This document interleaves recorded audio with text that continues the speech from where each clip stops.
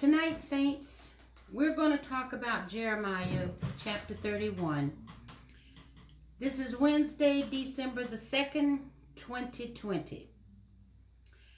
I don't know how we got here so quick, but here we are.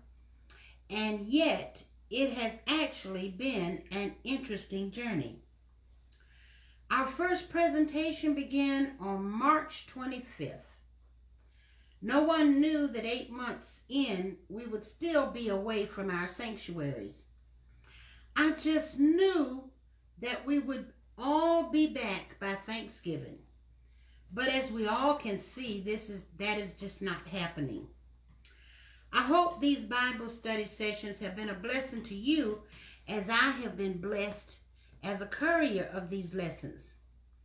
The Lord has taken me places in Scripture that I never have been before. And I'm so grateful that you all decided to come along with me. Chapter 31 talks about in the last days, and he also talks about salvation to Israel, which is found in verses 1 and 2. In chapter 30, 24, which was the last verse, it was identified as the latter days. So we know that Jeremiah's time slots are sporadic and they are not chronological. Some things happen that happened 10 years ago would have happened now. He's talking about them now because it's the prophecy that's going on. So Jeremiah has a lot of different rhythms in it. I guess that's the best way to say it.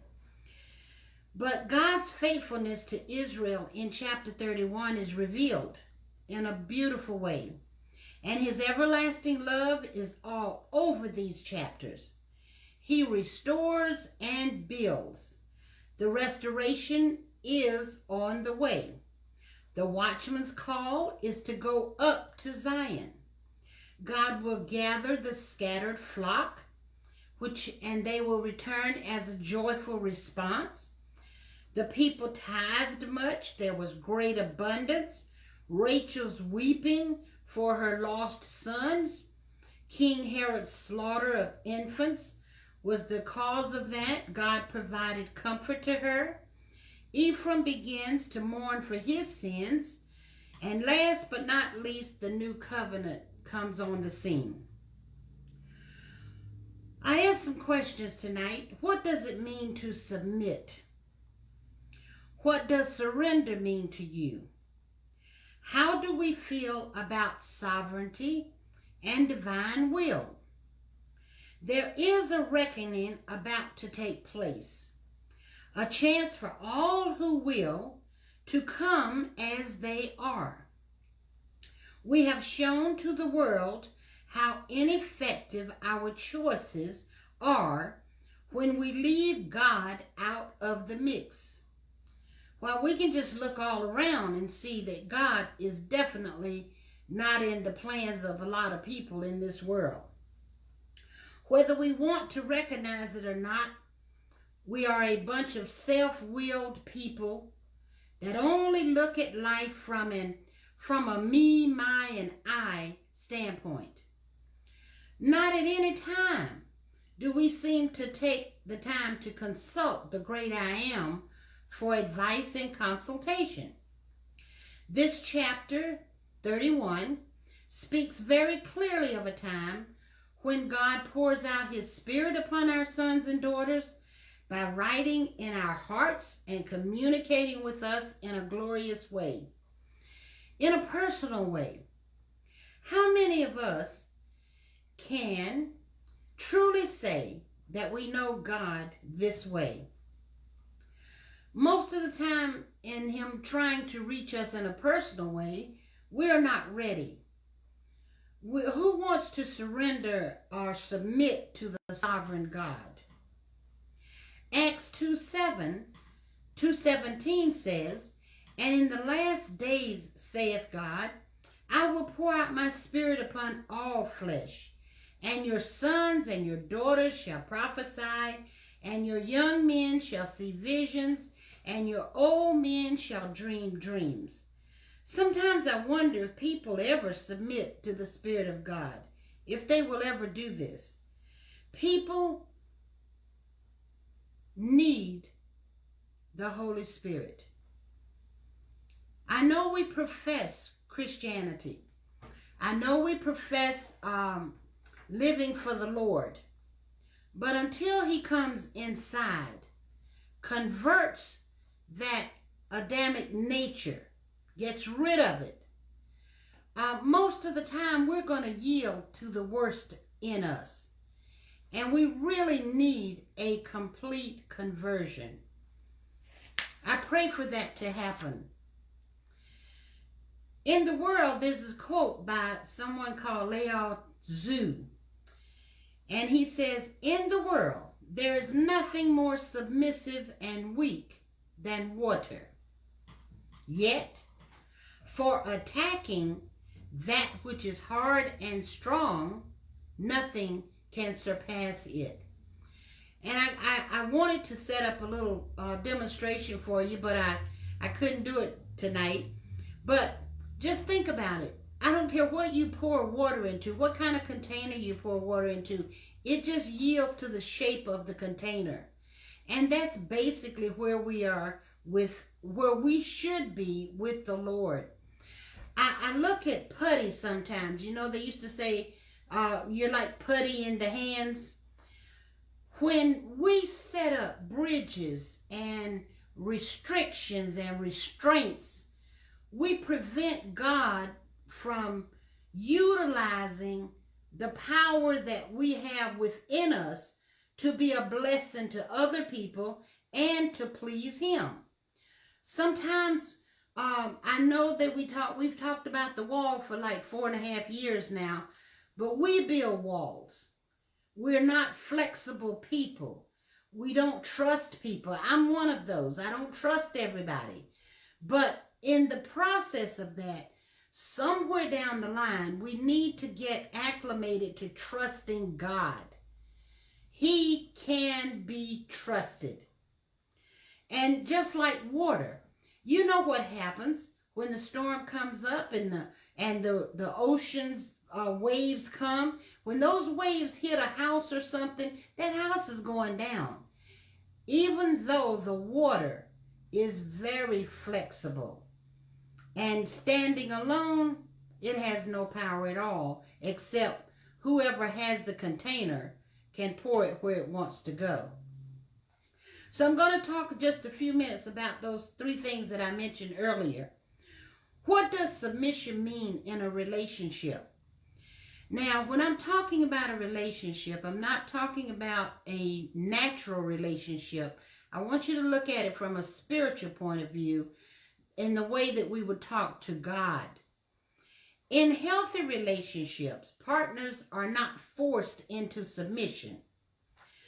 Submission is an act that is expressed mutually and voluntarily. Being submissive helps us to be less self-centered and allows us to consider the desires of others. And this came out of a blog on a Christian website. What is a submissive person?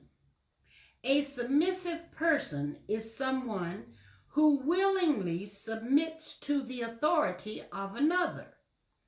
A submissive person enjoys in a service-oriented mindset and finds peace of mind in taking orders from those he or she has placed in positions of power. This can be at home, in the workplace, among friends, or in community relationships. Most positively, it can be utilized in our relationship with God. I look at the rebellion that's going on out in this society. We've known about COVID, I guess, since March. The authorities knew about it earlier, but we found out about it in March. And when they started giving us suggestions about staying in the home, I don't know what sheltering in the homes. They were giving us nice words and asking us if we could just submit to the authority that they're asking, and for us to consider the other person. What has happened and what I have observed is when I look at the news, when I look at the other things that are out there with the people, I see a people with strong wills. I see a people who are rigid, who are in a staunch attitude where no one can tell them anything. They don't believe that anything exists, and there is constant rebellion and disregard for the benefit of other people. I look at that and I talk to the Lord, and I would ask him, I said, God, I said, I understand why you have such a hard time dealing with people, because we really have stubborn streaks in us. I'm guilty too. But there comes a time, I don't have COVID, but in my heart, I truly believe there is something out there taking us down. For people to stand up and say, there is no COVID, nothing exists, then I'm looking at something that I'm in the twilight zone or something, and I'm saying, what is going on here? But God is looking for an obedient and submissive people. We're not, I look at this, and I'm going to stop rambling in a minute, but I look at this as a trial for us. He's checking us out to see if we know how to submit to authority. Half a dozen of us don't. Well, maybe 3/4 of us don't.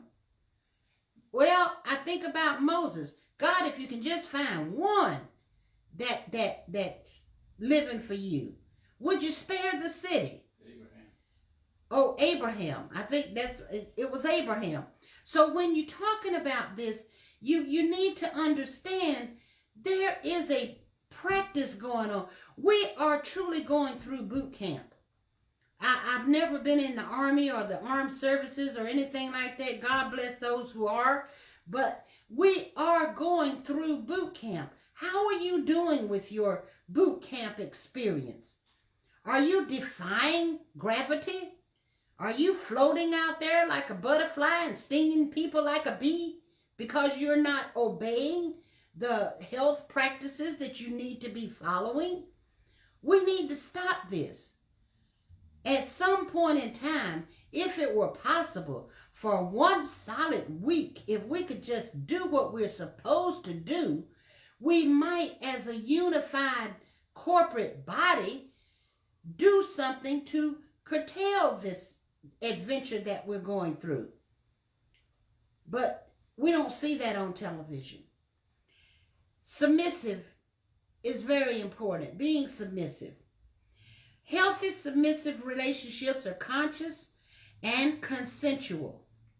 In other words, one party has agreed to hold more power of one kind or another. The other party has agreed to submit.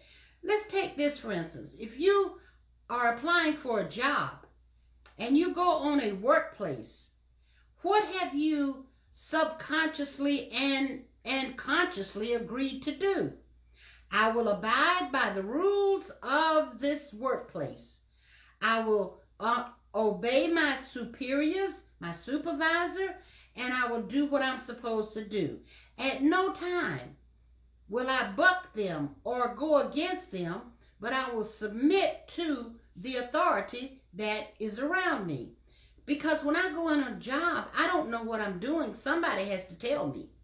When you enter into a relationship with God, you don't know what you're doing. You don't know the Bible. You need to get affiliated and familiar with God. He is looking for soldiers who will submit to him and be used by him. Healthy submissive relationships. It says the other party has agreed to submit. You can imagine that it takes a mountain of trust which must be earned in order for a submissive person to consent to these terms. Submitting without such trust is potentially harmful. What does surrender mean spiritually? To surrender in spirituality and religion means that a believer completely gives up his own will and subjects his thoughts, ideas, and deeds to the will and teachings of a higher power. It may also be contrasted with submission. Surrender is willful acceptance and yielding to a dominating force and their will. God is sovereign, and we need to recognize that. What surrender means: to yield to the power, control, or possession of another upon compulsion or demand. They surrendered the fort. To give up something completely or agree to forego, especially in favor of another. That's called compromise too sometimes. What is the will of God? The will of God is a divine will, or it's God's plan, is the concept of a God having a plan for humanity. Do you know that God has a plan for you and for me? He put the sun up in the sky. He put the moon up in the sky. He separated the waters from the earth. Can you do that? Do you have those superpowers that you can do that? I know Superman might could do it, but could you do it? And most of the time, we feel like we're this grandiose, all-powerful, almighty human being that's nothing but an ant in God's sight. We don't have any power except through him. I believe in Jesus Christ. And I know that sometimes those words are not good words to say out in the secular world. The secular world is taking over. But in the process of that, those who believe in the Holy Spirit, we need to talk to Jesus on a daily basis so that this world can get back in sync with who their Creator is. That may never happen. But there are words in the scripture that we need to understand. God loves us. There is a God. You will never surrender to a spiritual God if you don't believe that there is a God. I see people walking around saying there is no God. What are you all doing? I see people making fun. You know, a long time ago, Pentecostal people, holiness people, they used to call them holy rollers. They make fun of them. But the Lord has established a new covenant with us. Jeremiah 31 talks about the new covenant. And he really wants to implement that new covenant with us.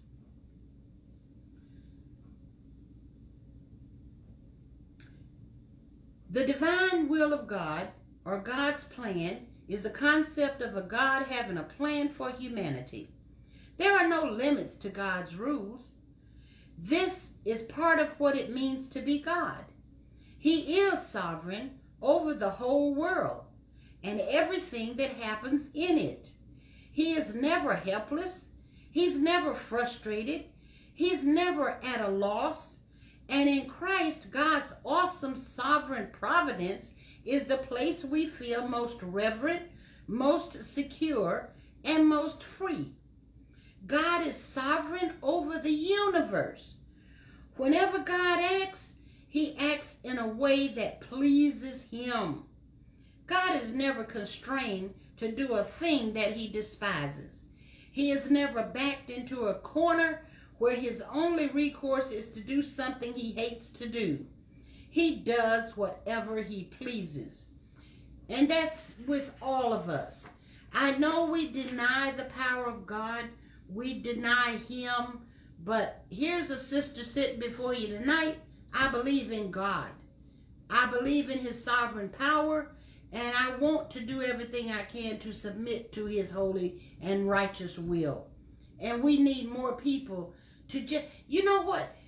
They don't understand how you submit to the Spirit and allow the Spirit to come in and just take charge, throws the evil stuff out of you. That's impossible. How can anybody do anything like that? God can do what he wants to do. But we need to surrender and submit our wills to him so that he can do what he wants to do inside of us. He will make us clean inside. I don't know how long you stay clean, because you still have to obey and search the scriptures so that you'll know more about how to live in the presence of God in a pleasing way. Chapter 31 continues with good words and comfortable words, which we had in chapter 30 before, for the encouragement of the captives, assuring them that God would in due time restore them or their children to their own land and make them a great and happy nation again, especially by sending them the Messiah, in whose kingdom and grace many of these promises were to have their full accomplishment. This is something that I thought about when I'm looking at these scriptures, how they were preparing to go to Babylon under Nebuchadnezzar. They had been instructed to do that, and yet they had this idea that God was forsaking them. God said, no, I'm not forsaking you, but I am punishing you for the evil things that you have done. He talked about the false prophets. He talked about how the adultery had gone on and how the destroying the children had gone on. All of these sins that people are committing nowadays, it is not a good thing for us to say that it's okay for them to do things when God has already spoken against that. So we have to keep our heads on straight and remember God is sovereign. And until we can submit to him, this world is never going to be where it needs to be. Okay? In Jeremiah, I thought about this. He served under 5 kings. He was a very, very lengthy, he had a lengthy term, over 40 some years he served in the kingdom. And the Lord told him a lot. But we also know that the scriptures began with him when he and his friend, he had someone to help him to write these things down. Because the Lord knew that after Jeremiah passed away, all the things that he had told him to do, write them down so that they could be passed on to further generations, because of those writings that were written by the prophets. We as a Christian body are able to read the scriptures. But do you know what's happening with that? We've got so many different religions and so many different interpretations of those scriptures that Satan has found a way to get into that to confuse and confound people. You have to have the Spirit of God inside you to recognize what is right and what is not right. So be careful where you worship, who you worship with, and make sure that it's in line with the scripture. Okay? Some of the scriptures some people accept, some of the scriptures some of the organizations do not accept. And I'm going to skip through some of this. I'm not going to read everything that I had down planned to read. But I missed you all last week. And I'm trying to get this together tonight. These chapters are extremely long. They run sometimes 40, 45 verses. And I'm only going to be able to go through one chapter per night until we get to some short verses, okay? Or short chapters. So bear with me as we start on our journey tonight. In the first verse of Jeremiah chapter 31, we're talking about the Lord making his promises to the people. We know that they're preparing to leave and go to a place they've never been before. But here's what he's talking about. In those last days, there's going to be some glorious things happening, and it's all because I, as God, have promised you that I will make things right for you. Okay? This is Old Testament. Verse 1. At the same time, saith the Lord, will I be the God of all families of Israel, and they shall be my people. Verse 2. Thus saith the Lord, the people which were left of the sword found grace in the wilderness, even Israel, when I went to cause him rest. Verse 3, the Lord hath appeared of old unto me, saying, yea, I have loved thee with an everlasting love. Therefore, with loving kindness have I drawn thee. Do you know how important it is for the Lord to continue to love us, even in the midst of our evil doings, even in the midst of our disobedient stages that we find ourselves in? Do you know how wonderful it is to have the comfort to know that the Almighty Sovereign God continues to love us in our imperfect stages? He says here again, now listen, Jerusalem had been destroyed, and people were still wanting to stay there. God told them, obey Nebuchadnezzar. He said, obey Nebuchadnezzar and do what he says. Go to Babylon. You're going to be there for 70 years. Some of you who are older will not live through the 70 years, but your grandchildren and your children, they will go through to the other side. And when that happens, there's some tremendous things that's going to happen to you as a family. I'm going to be the God of all the families of Israel. You notice here, he doesn't talk too much about the church per se, but we are implicit in all of this that he is talking about. Somewhere down the line, the Gentiles just, God bless us, that we just kind of found a way into the safety net with the Lord. Only because Jesus died on the cross, shed his blood so that we could be forgiven and grafted onto that vine. Otherwise, we would have no chance. We don't need to walk around acting like we have our own vine with us. God is the one that we need to pay attention to in these last and evil days. These are evil days. I want you to know that. He said, I've loved thee with an everlasting love, and with loving kindness have I drawn thee. You ever been sitting down quiet and this still voice starts talking to you and say, hey, it's time. It's time to make a change in your life. You can't continue to destroy your life with the things that you are doing. You need to clear it up. You need to get your account straight with me. It's not about reconciling your bank account. It's reconciling your spiritual account. And that's what we need to do. He says, and for again, I will build thee, and thou shalt be built. In other words, everything that you've lost, I'm going to give it to you. You're going to find this. I'm going to build you, O Virgin of Israel.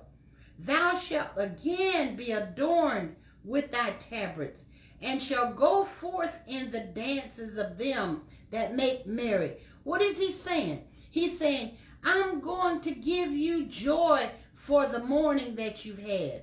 I'm going to take away the tears that you've had. I will be the one to help you to come out of all of these atrocities that you're going through. But I had to send you through them because of the evil that you had performed. Sometimes we wonder, why me, Lord?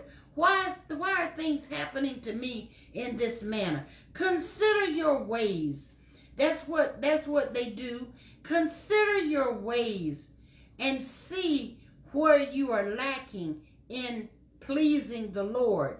Sometimes you got to take inventory of your life. You got to look at yourself.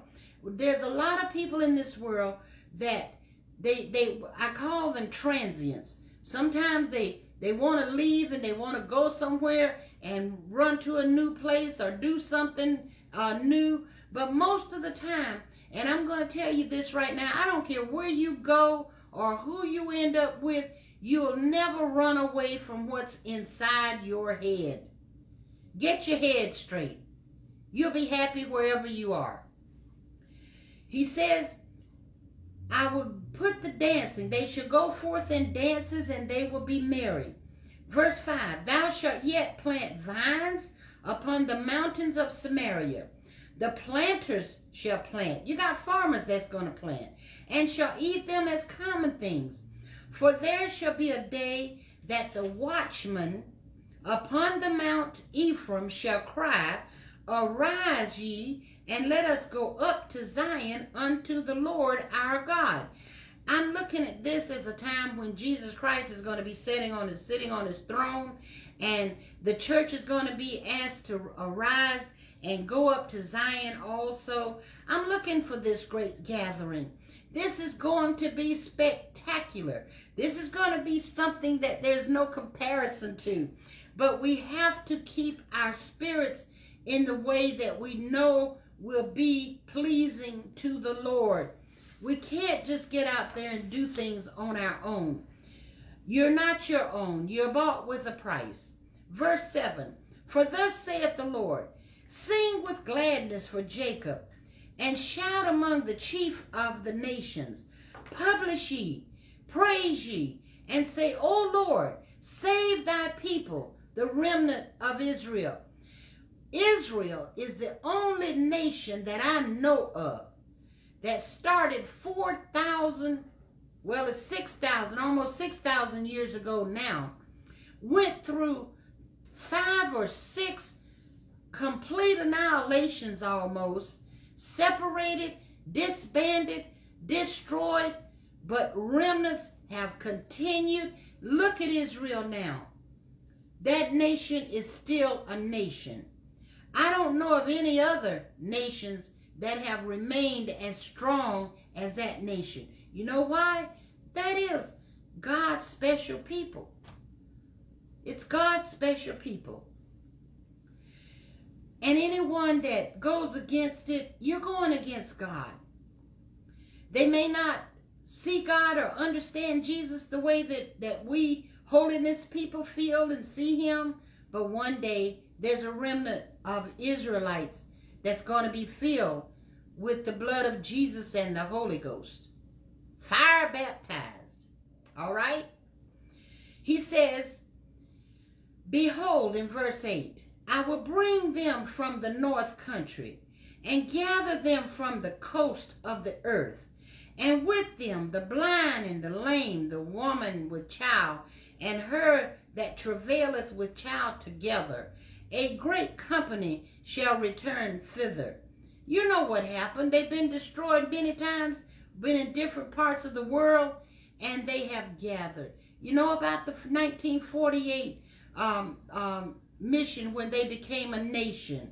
These are things that we need to pay attention to. He said in 9, they shall come with weeping, and with supplication will I lead them. I will cause them to walk by the rivers of waters in a straight way, wherein they shall not stumble. For I am a father to Israel, and Ephraim is my firstborn.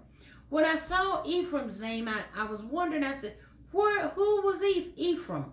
But then I remembered, you know, Joseph was sold as a slave to the Egyptians, and he went to jail. His brothers put him in a hole, and then they decided to go back and sell him so that he wouldn't die. Joseph became the second in command with Pharaoh in Egypt. He was responsible for the 7-year famine, giving them food during that time, harvesting all of the fields that needed to be done. Joseph had 2 sons. I I'm thinking it was by Pharaoh's daughter, Ephraim and Manasseh. Ephraim was one of Joseph's sons. So he's carrying on the tradition of what his father was. And God is saying, I'm a father to Israel. And Ephraim is my firstborn. And then he says in verse 10, hear the word of the Lord, O ye nations, and declare it in the isles afar off, and say, he that scattered Israel will gather him, and keep him as a shepherd doeth his flock. So he's saying, I'm the one that scattered them, and I'm the one that's going to gather them. And we know all of the different name changes. I believe it was Jacob that his name was changed to Israel. I'm hoping that's right. And when we do this, we think about this. He had 12 sons, and you know that he wanted to marry Rebecca. I believe her name was Rebecca. We had Leah was one of the sisters that he was tricked into marrying because he was in love with, was it Rachel? I'm getting my names mixed up now, but she's further down in the scripture. I think it was Rebecca. She had Benjamin and she had Joseph. So all of these things are intertwined. When I looked at Ephraim, I went all the way back there, and I'm kind of confused right now with all the names. But I'm telling you, Bible study is important. You need to learn the stories. Somewhere I read that Jesus was never mentioned in the Old Testament. He was only mentioned in the New Testament. That's not true. Jesus has been mentioned from the very beginning, Genesis, all the way through the Bible. You will find him if you seek him throughout the Bible, the entire Bible. The story is written of our Redeemer that's coming back for us.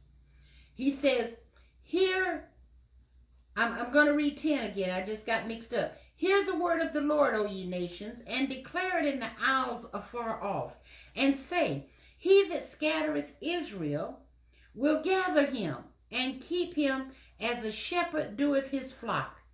For the Lord hath redeemed Jacob, and ransomed him from the hand of him that was stronger than he. All right? He had redeemed Jacob. Esau and Jacob. I think that's what Jacob's name was changed to Israel. See, it's coming back to me now. All right? Verse 12. Therefore, they shall come and sing in the height of Zion, and shall flow together to the goodness of the Lord, for wheat and for wine and for oil and for the young of the flock and of the herd, and their soul shall be as a watered garden, and they shall not sorrow any more at all. How many of you have all felt withered and dried and depressed and down and out? The Spirit inside of you flows like a water fountain. He flourishes. He lifts you up. All I have to do sometimes just play a song, and my soul just goes up. I know how old I am. I'm an old woman, but I still, when I get the Spirit, there's no pains in my body during that time. There's no coughing. There's no ailment of any kind that's disturbing this body when I get into the Spirit. I feel no pain, okay? God is a good God. And here it says, verse 13, then shall the virgin rejoice in the dance, both young men and old together. For I will turn their mourning into joy, and will comfort them, and make them rejoice from their sorrow. All of those 70 years have not yet taken place, but God is predicting and telling them what it's going to be like on the other side of 70 years. 14, and I will satiate the soul of the priest with fatness, and my people shall be satisfied with my goodness, saith the Lord. If we all were to surrender to God and submit to his perfect will, can you imagine the beauty that this world would behold? Can you just imagine it? No, you can't imagine it. It's hard. Verse 15. Thus saith the Lord, a voice was heard in Ramah, lamentations and bitter weeping. Rahel weeping for her children, refused to be comforted for her children because they were not. And this is Rachel that we're talking about. And in this sense, Rachel is dead, but he's saying symbolically that she was weeping for her children. Do you remember the story in Bethlehem when Jesus was born and King Herod was trying to find Jesus, and how he put out an edict that all boys, infants under the age of 2 be put to death? There's mourning for that. There's a lot of mourning going on. We have innocent people, innocents dying every day. And someone is mourning and weeping for the children. Those who don't know Jesus, I'm weeping for them. And many people are doing the same thing for their loved ones. They are not. It's better for you to pray for them while they're living. Don't wait until they're dead and then regret that you didn't do what you needed to do to try to get that person to know the Lord. Then it's too late. And then if you're blaming yourself for the rest of your life, you'll never have a fulfilled life. Verse 16. Thus saith the Lord, refrain thy voice from weeping. Don't cry, and thine eyes from tears. For thy work shall be rewarded, saith the Lord. And they shall come again from the land of the enemy. So he's saying it's going to be all right. Right now, our enemy may be COVID. Pray, saints. Pray that we be delivered. The only reason we're not delivered is because people are too stubborn to get together, to cooperate, to try to get rid of this. If we don't come together, no man is an island, no man stands alone. If we don't come together, if we don't talk to the Lord, COVID's just going to have a field day. Verse 17. And there is hope in thine end, saith the Lord, that the children shall come again to their own border. 18. I have surely heard Ephraim bemoaning himself. Thus, thou hast chastised me, and I was chastised as a bullock unaccustomed to the yoke. Nobody wants to wear a yoke. Nobody wants to have a yoke around them to tell them to turn left or turn right or go forward. None of us want to be prisoners. None of us want to submit to the authority of someone. But saints, we need to submit to the will of God. And then Ephraim was bemoaning himself. He said, and I shall be turned, for thou art the Lord my God. Then verse 19, here's what Ephraim said. Surely, after that, he repented. He said, after that, I was turned. I repented. And after that, I was instructed. Do y'all hear what I'm saying? First, you got to turn from your wicked ways. Then you got to repent. And then you got to be submissive to spiritual instruction. He said, I smote upon my thigh. I was ashamed, yea, even confounded, because I did bear the reproach of my youth. I wasn't a good kid when I was young. You know, that's what he's saying. He's not, I wasn't living for the Lord. You know, a lot of youth don't live for the Lord. They don't think they need the Lord. They don't think they need the parents. They don't think they need nothing, you know, because they can do it all. But at some point in time, verse 19 is a good verse to quote to our children. There comes a time when you need to realize that yoke of sin that you're under, only God can loose you from that yoke. And only God can help you to turn to be a better person. And your heart, the way it's in without God, can never, ever be trusted, because Scripture says the heart is deceived. You'll be deceived in a heartbeat. Excuse the pun. Then he goes here. He says, here's what God said to Ephraim. Is Ephraim my dear son? Is he a pleasant child? For since I spake against him, I do earnestly remember him still. Therefore my bowels are troubled for him. I will surely have mercy upon him, saith the Lord. All you got to do is talk to the Lord. He said up in 18, Ephraim said, this is a repentant chapter. Ephraim said, you chastised me, and I was chastised as a bullock unaccustomed to the yoke. Turn thou me. That's what he's saying. Change me, Lord, and I shall be changed. He said, turn thou me, and I shall be turned. That's a prayer all of us should be asking all the time. Paul said, I die daily. If you see anything that shouldn't be, Lord, that's a song. Take it out.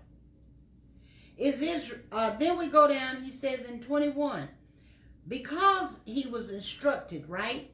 He said he was confounded. That's in verse 19. Let's look at 21. Set thee up waymarks. What are those? Sound like signs to me. I can't get to New York without the highway signs. Make thee high heaps. Set thine heart toward the highway. Even the way which thou wentest. Turn again, O Virgin of Israel. Turn again to these thy cities. 22.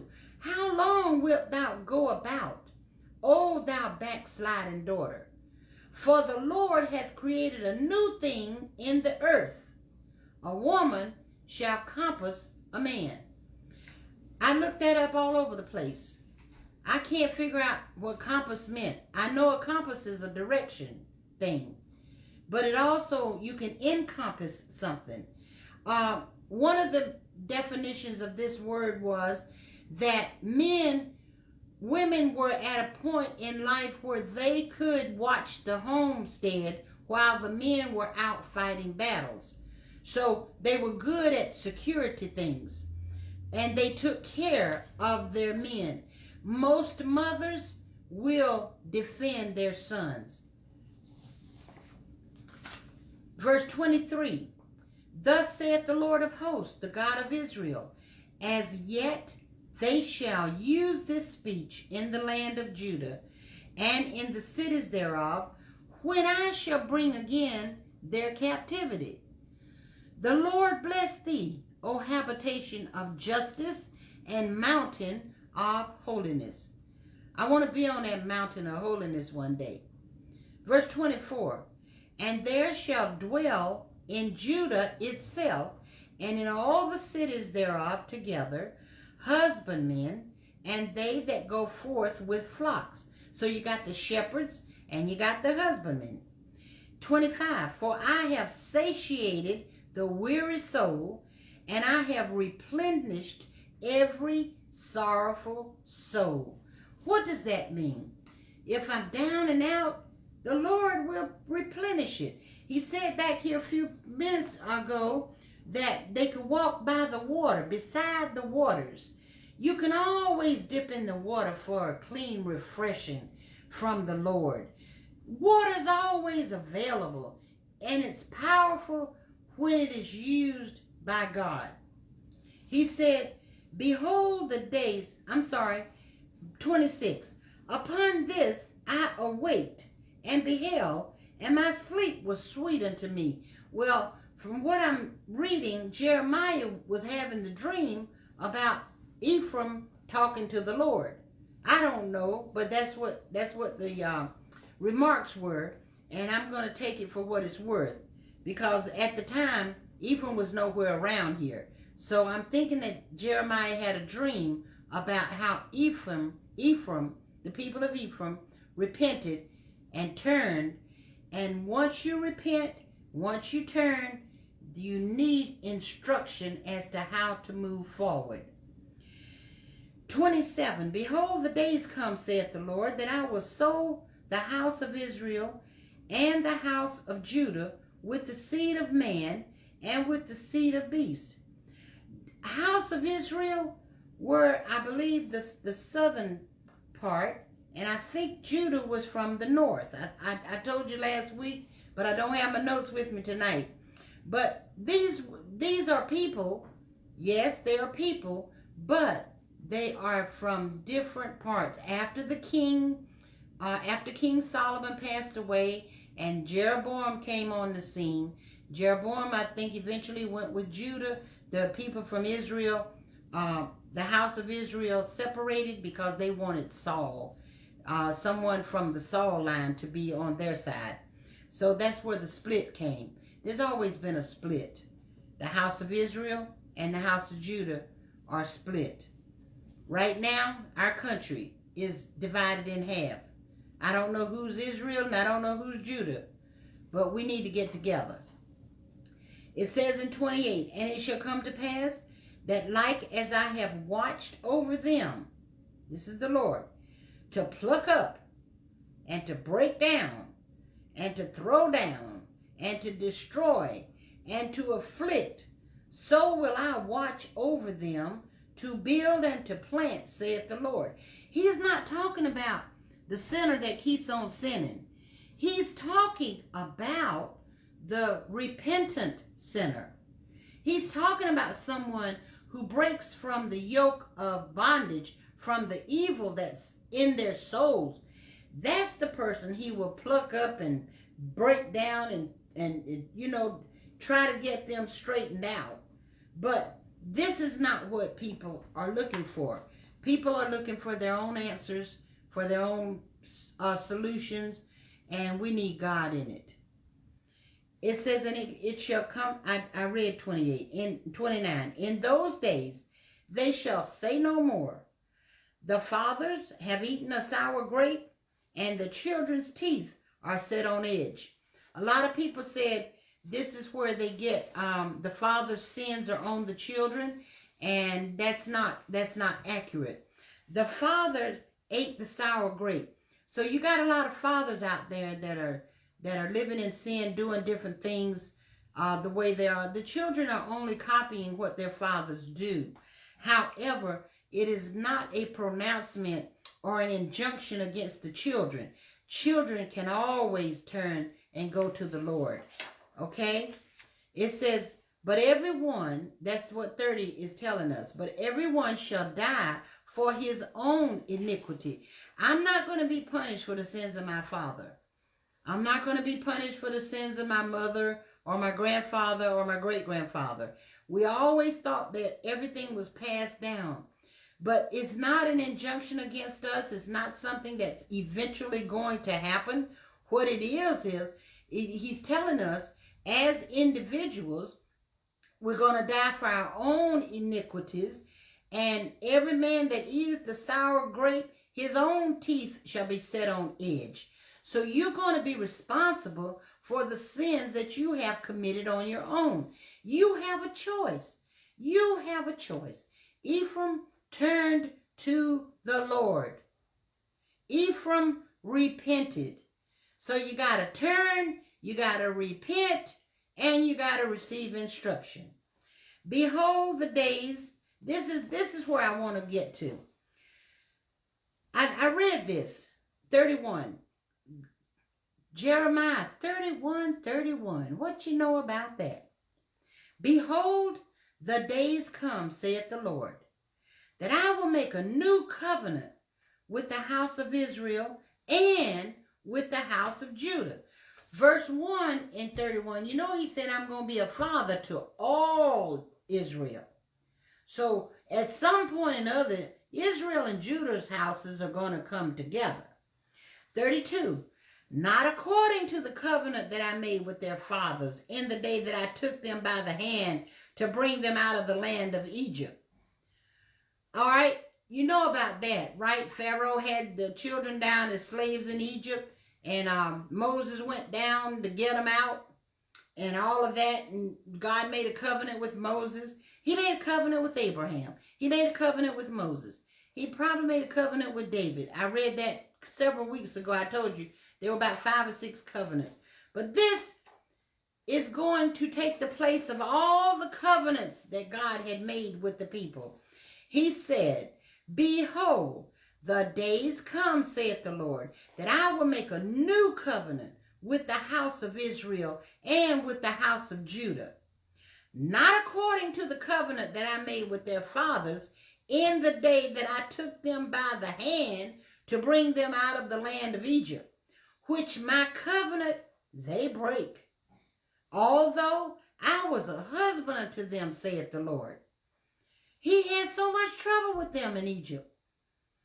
33, but this shall be the covenant that I will make with the house of Israel.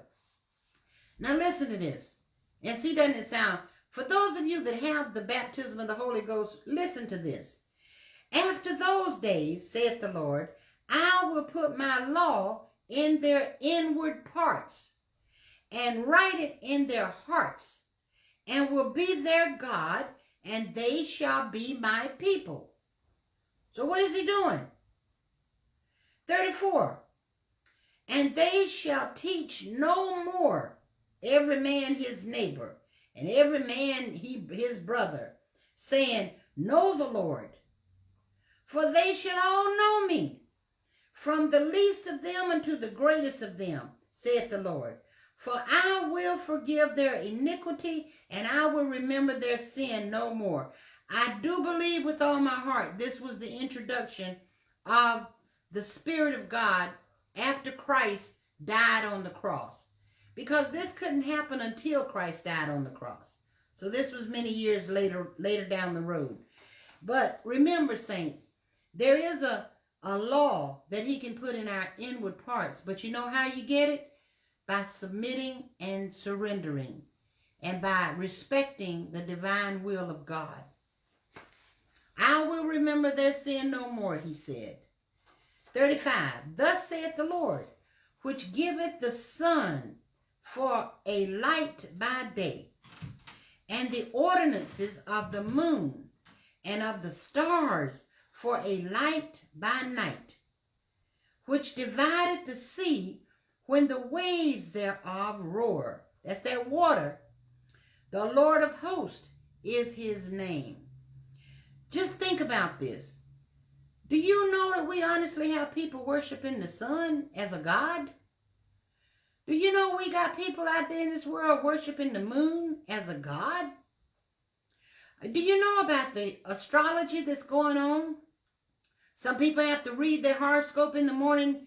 I don't know what happened now. They might have to go online to find it. We used to read newspapers. It was all our horoscopes in the newspapers. You'd have to read that before you determine if you go outside or not.